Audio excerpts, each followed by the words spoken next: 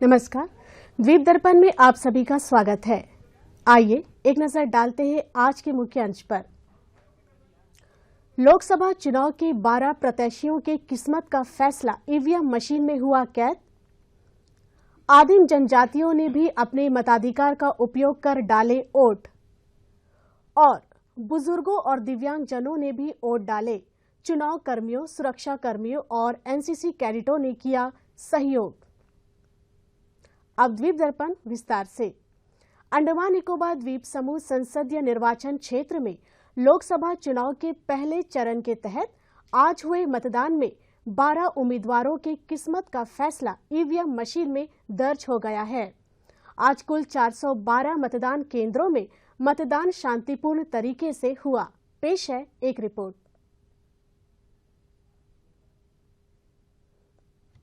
अंडमान निकोबार द्वीप समूह संसदीय निर्वाचन क्षेत्र में लोकसभा चुनाव के पहले चरण के तहत आज हुए मतदान में 12 उम्मीदवारों की किस्मत का फैसला ईवीएम मशीन में दर्ज हो गया है। आज कुल 412 मतदान केंद्रों में मतदान शांतिपूर्ण तरीके से हुआ। आज सवेरे 7 बजे मतदान आरंभ हुआ। सवेरे से ही मतदाता अपने मताधिकार का प्रयोग करने के लिए अपने अपने मतदान केंद्रों में कतारों में खड़े रहे। अंडमान निकोबार द्वीप समूह के माननीय उपराज्यपाल एडमिरल डी.के. जोशी और द्वीप समूह की प्रथम महिला ने जवाहरलाल नेहरू राजकीय महाविद्यालय में वोट डाले। इसी प्रकार मुख्य सचिव केशव चंद्र, चुनाव के प्रत्याशी श्री कुलदीप राय शर्मा और श्री विष्णुपत्रे सहित अन्य गणमान्य व्यक्तियों ने अपने अपने नजदीकी मतदान केंद्रों में वोट डाले और दूरदर्शन से बातचीत की। अंडमान निकोबार के हर एलिजिबल वोटर को से ये अपील करना चाहूँगा कि अपने इस कर्तव्य का आज के दिन जरूर पालन करें। अभी तक बहुत बढ़िया चल रहा है। हमारी लगभग 21-22% वोटिंग हो चुकी है। काफ़ी बूथ्स पर लाइन लगी हुई है। हम कोशिश कर रहे हैं कि जल्दी से जल्दी सब लोग वोट डाल लें। मेरी उम्मीद है कि इस बार काफ़ी अच्छी वोटिंग होगी। हमारे पोलिंग ऑफिसर्स और पुलिस के सब लोग बहुत मेहनत से काम कर रहे हैं कल से। आज आप सबों को पता है कि आज देश का सबसे महत्वपूर्ण पर्व जो है चुनाव का पर्व है। आज अंडमान और निकोबार में प्रथम चरण में ये वोटिंग होगी।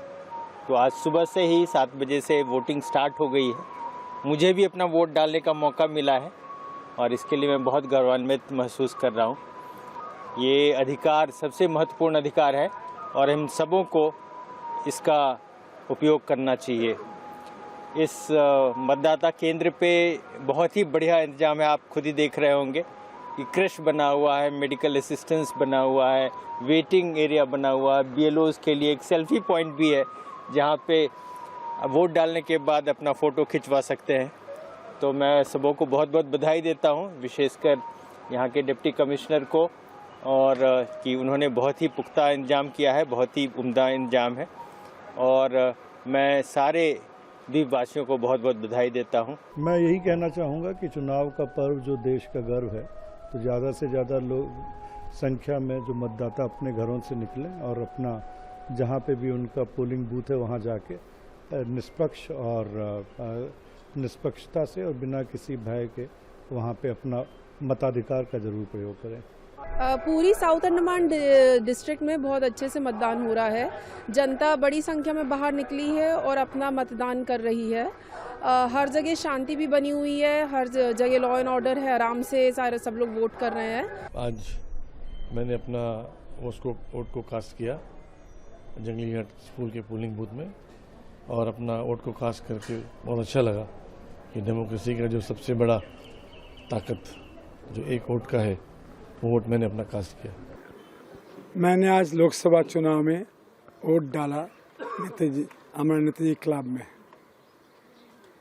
बहुत अच्छा लगा वोट डाल के।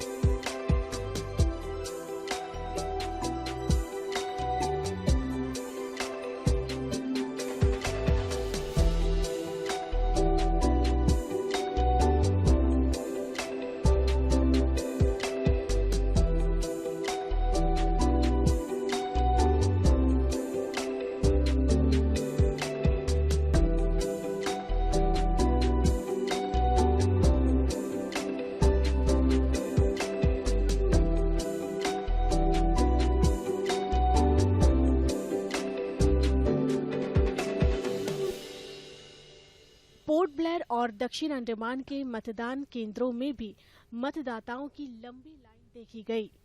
लोग अपने मताधिकार को लेकर उत्सुक थे। निर्वाचन अधिकारी कार्यालय की ओर से मतदाताओं की सुविधाओं के लिए व्यापक व्यवस्था की गई थी। पेयजल की व्यवस्था के साथ साथ बुजुर्गों और महिलाओं के लिए बैठने के लिए भी व्यवस्था थी। चुनाव कर्मी और पुलिस ड्यूटी में मुस्तैद दिखे। अधिकांश मतदान केंद्रों में वरिष्ठ नागरिकों और अस्वस्थ मतदाताओं को वोट डालने में प्राथमिकता दी गई।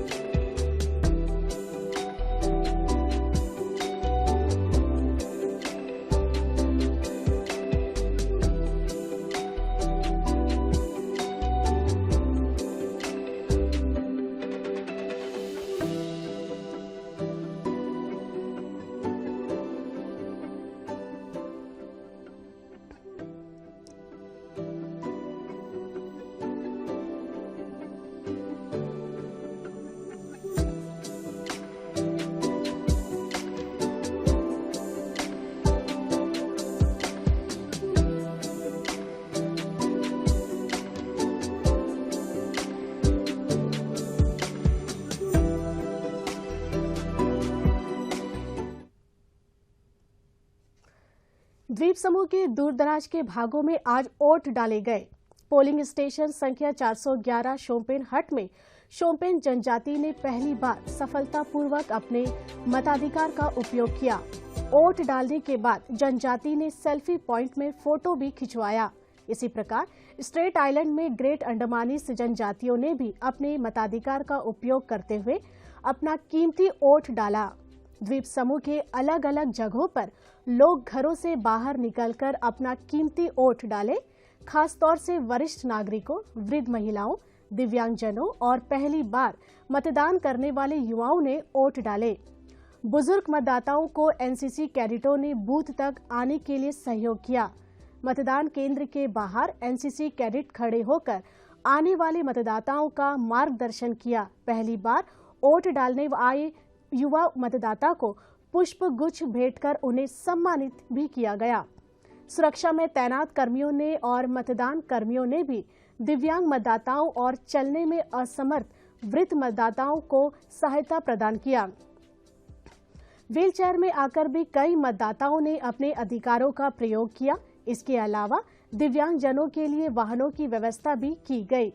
सीतानगर गांव के मतदान केंद्र संख्या 21 राजकीय प्राथमिक विद्यालय सुमिता विद्या मंदिर सीतानगर में दिव्यांगजन मतदाताओं को सहयोग प्रदान कर उन्हें वोट डालने के लिए प्रेरित किया गया।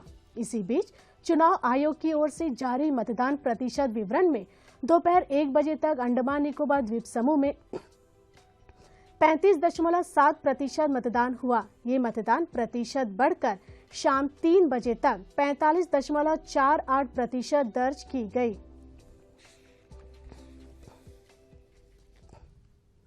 भारत सरकार के सूचना एवं प्रसारण मंत्रालय ने हीट वेव पर मीडिया एक्शन प्लान पर हाल ही में एक बैठक का आयोजन किया। सूचना और प्रसारण मंत्रालय के सचिव की अध्यक्षता में 12 अप्रैल को हुए बैठक में हीट वेव पर संबंधित सिटीजन सेंट्रिक इंफॉर्मेशन के प्रसार के लिए मीडिया एक्शन प्लान पर चर्चा की गई। इस बैठक में राष्ट्रीय आपदा प्रबंधन प्राधिकरण के सलाहकार सफी एहसान रिजवी ने जानकारी दी कि 11 अप्रैल को माननीय प्रधानमंत्री ने आपदा प्रबंधन प्राधिकरण के साथ बैठक कर गर्मी के महीनों में भीषण हीट वेव के बढ़ने की स्थिति की समीक्षा की। यह पाया गया कि गुजरात, तेलंगाना, छत्तीसगढ़, झारखंड, रांची और तटीय क्षेत्र हीट वेव के प्रति विशेष रूप से संवेदनशील है। सूचना और प्रसारण मंत्रालय ने प्रिंट, टीवी और सोशल मीडिया में हीट वेव के कारण अपनाए जाने वाले एहतियाती उपायों की आवश्यकता पर संदेश देने का निर्देश दिया है। दूरदर्शन को कहा गया है कि वे अपने समाचार और कार्यक्रमों में हीट वेव के कारण अपनाए जाने वाले आवश्यक रोकथाम उपायों पर जागरूकता उत्पन्न करने के लिए नियमित कार्यक्रमों को प्रसारित करें। दूरदर्शन केंद्र पोर्ट ब्लेयर सोमवार 22 अप्रैल को doctor speak live phone in कार्यक्रम का प्रसारण करेगा। I can rewrite my story से नो टू सुसाइड विषय पर चर्चा करने के लिए अनिम्स की senior resident doctor C Nehla Hamza हमारे स्टूडियो में उपस्थित रहेंगी और दर्शकों के सवालों का जवाब देंगी। दर्शक फोन नंबर 244745 या फिर 217213 पर डायल कर इस कार्यक्रम में भाग ले सकते हैं। इस लाइव कार्यक्रम का प्रसारण शाम 5 बजे से 6 बजे के बीच होगा। नशा मुक्त अभियान के तहत द्वीप समूह में जब्त किए गए नशीले एवं मादक पदार्थों को नष्ट करने का कार्य किया जा रहा है। कल एनडीपीएस एक्ट के तहत मेद को नष्ट किया गया। इस बारे में पुलिस उप महानिरीक्षक वर्षा शर्मा ने दूरदर्शन को जानकारी दी।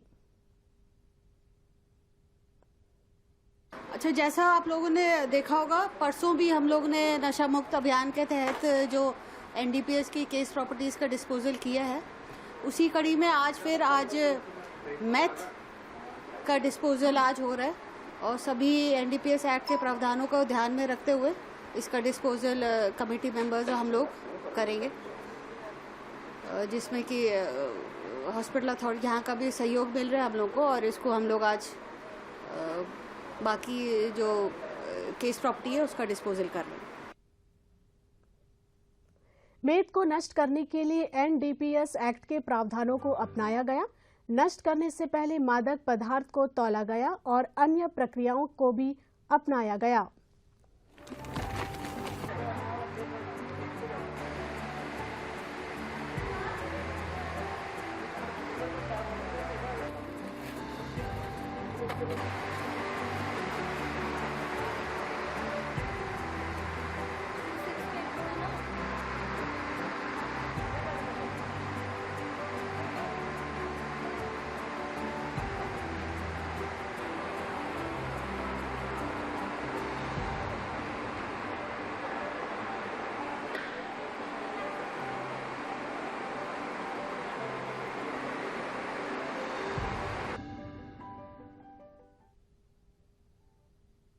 पोर्ट ब्लेयर के प्रणब कन्या संघ में रामनवमी के अवसर पर कार्यक्रम आयोजित किया गया।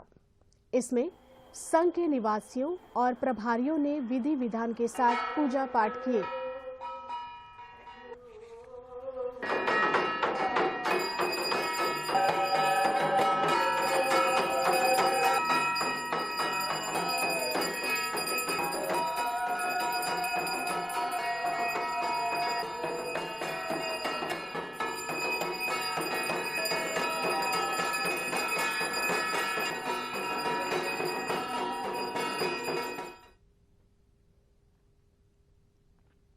जहाजरानी सेवा सूचना।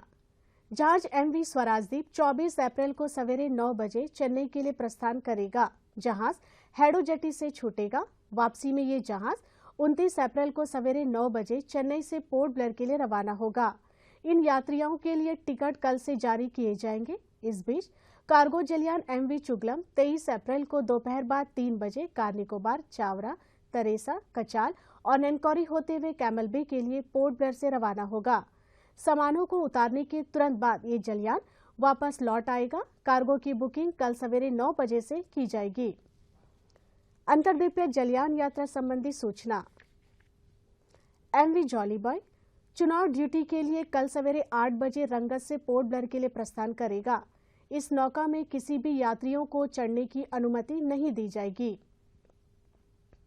एमवी बाराटांग स्टेट आइलैंड की यात्रा पर कल सवेरे 4 बजे फिनिक्स पे जेटी से प्रस्थान करेगा और इसकी वापसी कल ही सवेरे 8 बजे शहीद द्वीप होते हुए स्टेट आइलैंड से पोर्ट ब्लेयर के लिए होगी। एमवी रंगत स्वराजदीप की यात्रा पर कल सवेरे 5 बजे फिनिक्स पे जेटी से प्रस्थान करेगा और इसकी वापसी कल ही सवेरे 8 बजे स्वराजदीप से पोर्ट ब्लेयर के लिए होगी। एमवी जॉली बॉय शहीद द्वीप की यात्रा पर कल दोपहर 1:30 बजे फिनिक्स पे जेटी से प्रस्थान करेगा और ये जलियान कल दिन में 3 बजे शहीद द्वीप से स्वराज द्वीप के लिए छूटेगा। एमवी रंगत स्वराज द्वीप की यात्रा पर कल दिन में 11:30 बजे फिनिक्स पे जेटी से प्रस्थान करेगा और ये जलयान कल दोपहर 2 बजे स्वराज द्वीप से शहीद द्वीप के लिए रवाना होगा। एमवी बाराटांग स्वराज द्वीप की यात्रा पर कल शाम 5 बजे फिनिक्स पे जेटी से प्रस्थान करेगा और इसकी वापसी अगले दिन सवेरे 5:30 बजे शहीद द्वीप होते हुए स्वराज द्वीप से पोर्ट ब्लेयर के लिए होगी। सभी जलयानों के यात्रा कार्यक्रम मौसम की स्थिति पर निर्भर होंगे। अब अंत में मुख्यांश एक बार फिर। लोकसभा चुनाव के 12 प्रत्याशियों की किस्मत का फैसला ईवीएम मशीन में हुआ कैद। आदिम जनजातियों ने भी अपने मताधिकार का उपयोग कर डाले वोट और बुजुर्गों और दिव्यांग जनों ने भी वोट डाले। चुनाव कर्मियों, सुरक्षा कर्मियों और एनसीसी कैडेटों ने किया सहयोग। इसी के साथ ही आज का यह द्वीप दर्पण कार्यक्रम यहीं पर समाप्त होता है। नमस्कार।